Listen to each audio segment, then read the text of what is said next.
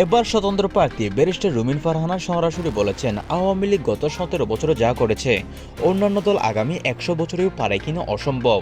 এ সময় তিনি বলেন, বাংলাদেশের রাজনৈতিক ইতিহাসে শুধুমাত্র আওয়ামী লীগই একটি সফল দল, তারাই পেরেছে সবকিছু ঠিকঠাক করে রাখতে, যেমন কি পদ্মা সেতু, মেট্রো রেল, হাইওয়ে এক্সপ্রেস সহ কক্সবাজার আইকনিক রেল স্টেশন, অনেক বড় বড় মেগা প্রকল্প হাতে নিয়েছিল আওয়ামী লীগ, একমাত্র তারাই পেয়েছে, অন্যান্য কোনো দল কোনো সময় পারবে না।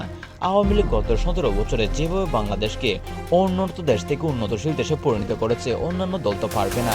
আজকে সেই আওয়ামী লীগ নিষিদ্ধ রয়েছে, যে আওয়ামী লীগ 1971 সালে বাংলাদেশকে স্বাধীন করতে সাহায্য করেছিল, সে আওয়ামী লীগ নিষিদ্ধ কেন কেন জবাব দিতে হবে সরকারের।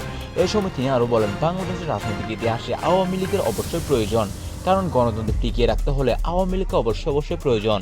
রুমিন ফারহানের এরূপ বক্তব্যের পরপর সামাজিক যোগাযোগ মাধ্যমে ব্যাপক উত্তেজনা ছড়িয়ে পড়েছে।